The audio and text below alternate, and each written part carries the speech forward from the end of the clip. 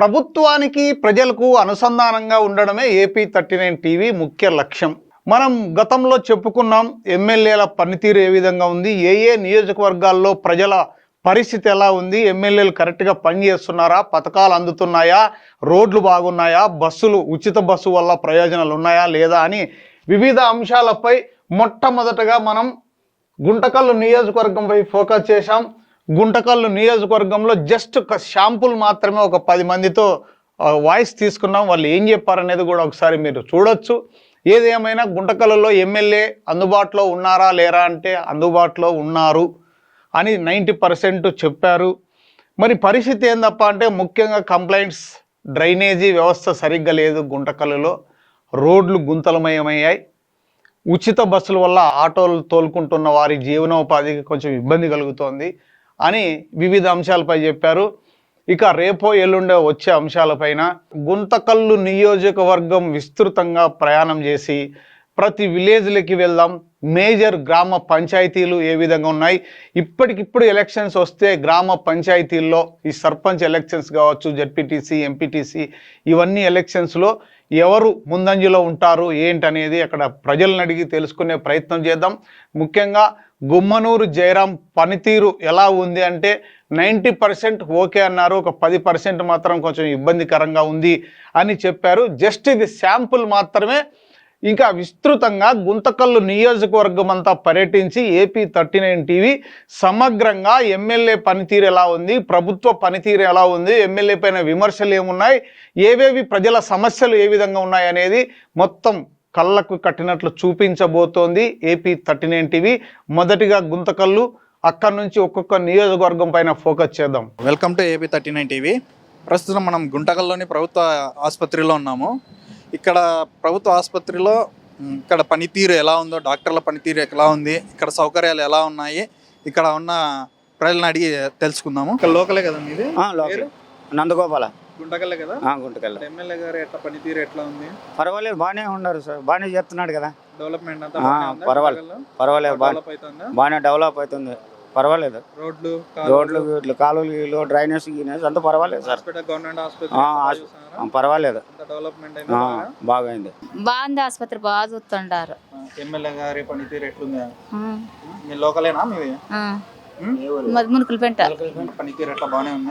బాగానే, సౌకర్యాలు అన్ని బాగుండే సార్. డాక్టర్లు అందరు బాగా చూస్తుంటారు.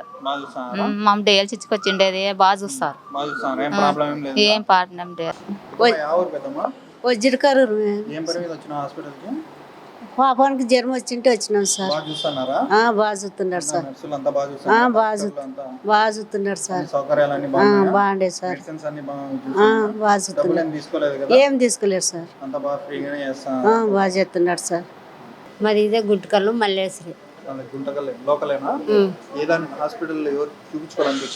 సార్. ఇంకా చూపించుకుంటున్నాం. ఇంకా కాళ్ళు వాపులు వచ్చినవి మంట అంటున్నారు సార్. ఇంకా చూస్తున్నారు సార్. ఇంకా ఇలే సార్, బాగానే ఉంది, చూస్తున్నారు సార్. లోకల్ అంటున్నారు కదా మీరు, ఎమ్మెల్యే గారి పనితీరు ఎట్లుంది? చేస్తుంటారు. ఏ ఊరు? జగన్నాథ్ వజ్ర గారు. ఏం బాగాలేదు, జ్వరం వచ్చింది. జ్వరం వచ్చిందా? చూపించుకున్నావా?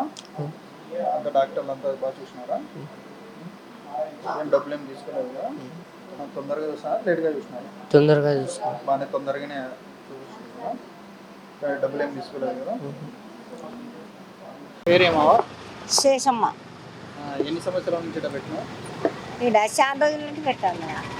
చాలా రోజులు. ఎవరైనా డబ్బులు అడుగుతారా రోడ్లో పెట్టినందుకు? ఎవరు అడగరు, సుంకం మామూలుగా 10 రూపాయలు కట్టాం అంతే. ఎవరు అడగరు. ఎట్లా డెవలప్మెంట్ బాగుంది ఇక్కడ గుంటకల్ అంటే ఇంకా కొత్తగా బాగానే ఉందిలేనన్నా. కాలువలు రోడ్లు బాగున్నాయి, బాగానే డెవలప్ అయింది. పర్లేదు. ఎమ్మెల్యే పేరు చెప్పి ఏమైనా డబ్బులు లేదన్నా, ఎవరు అడగడం లేదు. మన నిజం చెప్పాలా, బాగా చేస్తున్నారు కదా నాన్న, బాగా చేస్తున్నాం మేము కానీ అక్కడే. అవును, ఇంతకు ముందుకు వైఎస్ఆర్ లోనే మా ఆయన పోయిండే, మా ఆయన వికలాంగుడు. అయినప్పుడు మా ఆయనకు 5,000 పింఛన్ వస్తుండే. అప్పుడు మేము తెలుగుదేశం వాళ్ళు అన్నట్లు మాకు ఇవ్వకపోయారు, పింఛన్ ఇవ్వలేదు. వీళ్ళు వచ్చినాక ఈసారి వచ్చినాకనే ఇచ్చినాడు పింఛన్. అవును, మా ఆయన కానీ జయరామ్ సార్కి బాగా తెలుసు. సున్నం అంకన్న అంటే సార్కి బాగా తెలుసు. ఒకవేళ ఈ మాట కానీ చెప్పండి, అంకన్న గవర్నమెంట్ హాస్పిటల్ కాడ అంకన్న భార్య మాట్లాడిందని చెప్పండి. ఈయన వచ్చినాకే నాకు పింఛన్ ఇచ్చినారు. పింఛన్ వచ్చింది, అంతకుముందుకు రాలేదు. అనురాధ అన్న. ఎన్ని సంవత్సరాల నుంచి ఇక్కడ బండి పెట్టారు? మేము 13 సంవత్సరాలు అవుతుందన్నా. 13 సంవత్సరాలు. ఎవరన్నా ఏమైనా ఇక్కడ పెట్టినందుకు డబ్బులు అడిగారా? ఏం లేదన్నా. ఎమ్మెల్యే గారి పేరు చెప్పి ఏమైనా వసూలు చేశారా? అట్లా ఎప్పటికీ లేదన్నా. ఎమ్మెల్యే గారి పనితీరు ఎట్లుంది? పర్వాలేదన్నా, బెస్ట్. డెవలప్మెంట్ గుంటకల్ పర్వాలే, రోడ్లు కానీ పర్వాలేదన్నా. ఇప్పటికైతే ఏమీ గొడవలు కానీ సమస్యలు కానీ అయితే ఏమి లేవు, ఏమి రాలేదు. డెవలప్మెంట్ మా వరకు పర్వాలే అన్న. ఒక హాస్పిటల్ కానీ అంతా పని చేసే వాళ్ళు కానీ అంతా పర్వాలే, బాగుంది, బాగా జరుగుతుంది. ఎమ్మెల్యే గారి పనితీరు కూడా బాగుంది. బాగుంది. ఏం పేరునా? తిమ్మరాజ్. లోకలేనా? లోకలే. ఎప్పటి నుంచి తోలుతాను ఆటో? 9 years అండి. 9 సంవత్సరాలు. 9 years. గుంటకల్ డెవలప్మెంట్ ఎట్లుంది? యావరేజ్ ఉందినా, ఏం లేదు, మామూలే. గుంతలు, రోడ్లు గుంతలు. ఈ మన పాత గుంతకల్, ఓల్డ్ గుంతకల్ అంతా హైవే అంతా గుంతలే. ప్రభుత్వాలు ఏ వచ్చినా కూడా అంతే, మామూలు ప్యాచ్లు వేస్తారు, ఇది చేస్తారు. ఎమ్మెల్యే గారి పనితీరు మామూలు నార్మల్ ఉంది. అంటే ఇక్కడ గేట్ ఒకటి చాలా ప్రాబ్లం ఉండే, అది మొదలు పెట్టినారు. అదొకటి ఓపెన్ అయిందనుకో మాకు ఆటో వాళ్ళకి ఏ ప్రాబ్లం లేదు. ఓకే, అంతే. నా పేరు నాగరాజు. నాగరాజా? లోకలేనా? లోకలే. ఎన్ని సంవత్సరాల నుంచి? 35 ఏళ్ళు పెట్టి ఇక్కడే. 35 ఏళ్ళు. ఎట్లా గుంటకల్ డెవలప్మెంట్ ఎట్లుంది? అలవాటుకే పెద్ద ఏం లేదు. రోడ్లు అంతా పర్లే బాగానే చేస్తారు, రోడ్లు వీళ్ళు బాగానే చేస్తున్నారు. రోడ్లు బాగా చేస్తున్నారు. ఇంకా గత ప్రభుత్వంలో బాగుంది, ఈ ప్రభుత్వంలో బాగుంది? ఇది పర్లేదు, ఈ ప్రభుత్వంలో బాగానే చేస్తున్నారు. కుమ్మరోజు జయరామ్ గారి పనితీరు ఎట్లుంది? పర్లేదు బాగానే చేస్తున్నాడు. పర్లేదు, అంతా ఓకే కదా? పర్లేదు చేస్తున్నాడు. మీ పేరు? మా పేరు చాంద్ బాషా. మీరు ఆటో ఎన్ని సంవత్సరాల నుంచి తోలుతున్నారు? నేను 30 ఏళ్ళే. 30 ఏళ్ళు. ఇక్కడ లోకలే. సరే, ఎట్లా రోడ్లు ఎట్లున్నాయి, డెవలప్మెంట్ ఎట్లుంది గుంటకల్ని? డెవలప్మెంట్ ఏమి ఉందినా, కానీ రోడ్లు సరిగ్గా లేవు. మన స్టేషన్ రోడ్కి రోడ్లు లేవు, డోర్ ముక్కలకి రోడ్లు లేదు, మన వాల్మీకి సర్కిల్ కాడ రోడ్లు లేవు, మళ్ళీ ఇట్లా బల్లారి గేట్ కాడ రోడ్లు లేవు. రోడ్లు అన్నీ గుంతలు, అన్నీ గుంతలు ఉన్నాయి. రోడ్డు అసలు ఇది లేదు. ఇంకా మెయిన్ అక్కడ డోన్ముక్కల రోడ్లో సైడ్ కాలువలు లేవు. మనం డోన్ముక్కల పేదావలో సైడ్ కాలువలు లేవు. వాటర్ అంతా రోడ్డుకే వస్తుంది. అక్కడ డోన్ముక్కల రోడ్డుకి కాలువలు లేవు, ఏం లేవు. ఎమ్మెల్యే గారు మీకు అందుబాటులో ఉన్నారా? ఎమ్మెల్యే గారు ఏమో అందుబాటులో ఉన్నారు. తిరుగుతా అంటారా? మీకు కలుస్తుంటారా? కలుస్తూనే ఉంటారు, తిరుగుతూనే ఉంటారు, వాటి తిరుగుతూనే ఉంటారు, చేస్తూనే ఉంటారు. పనితీరు బాగానే ఉందా? పనితీరేం బాగానే ఉంది. రోడ్లు కావాలి అంతే, ముఖ్యంగా రోడ్డు కావాలా. ఆడాడ గుంతలు ఉన్నాయి, పోయేకి చెత్త తీసుకోవడం లేదు. మెయిన్ ఇంపార్టెంట్ చెత్త కానీ తీసుకోవడం లేదు, అది ఒకటి ఉంది. ఇప్పుడు ఫ్రీ బస్సులు వస్తున్నాయా, దానివల్ల మీకు ప్రాబ్లం ఏం లేదా? ఫ్రీ బస్సుల నుంచి మాకు అసలు చాలా ప్రాబ్లం, ఏం చెప్పకూడదు. ఫ్రీ బస్సుల నుంచి మాకు 3000 దీంట్లో ఉంటుంది, ఇప్పుడు 2000 దీంట్లోకి వచ్చేసినాం. ఫ్రీ బస్సు వల్ల చాలా ఉపాధి మనం చాలా కోల్పోయినాం దాని నుంచి. ఫ్రీ బస్సుల వల్ల ప్రతి ఒక్కరు ఇప్పుడు జరగట్లేదు. వేణుగోపాల్ పేరు నా పేరు. మీరు ఎప్పటి నుంచి తోలుతున్నారు? 15 ఏళ్ళు అయింది ఆటో బట్టి. ఫ్రీ బస్సు వల్ల ప్రాబ్లం ఏంటంటే, ఇంతకుముందు డైలీ ఒక 1000-1200 సంపాదించుకునే వాళ్ళము ఫ్రీ బస్సులు లేకుండా వల్ల. ఇప్పుడు ఫ్రీ బస్సు పెట్టడం వల్ల 500-600 ఆ మధ్యలో తెడుచుకుంటాం. 200 డీలు పోతుంది, 100 రూపాయలు కార్పొరేషన్ పోతుంది, 200-300 మిగులుతున్నాయి. ఇంతకుముందు 3000 అద్దెంట్లో ఉంటుంటే ఇప్పుడు 500 అద్దెంట్లోకి వచ్చేసిన. ఎందుకంటే ఇది ఫ్రీ బస్సులు తిప్పడం వల్ల మాకు చాలా జరగడం లేదు, చాలా ఇబ్బందికరంగా ఉంది. గవర్నమెంట్ ఇదోటి కొద్దిగా దయ ఉంచి ఈ ఫ్రీ బస్సులు తీసేసి మామూలుగా యథావిధిగా నడపాలని కోరుకుంటున్నాం.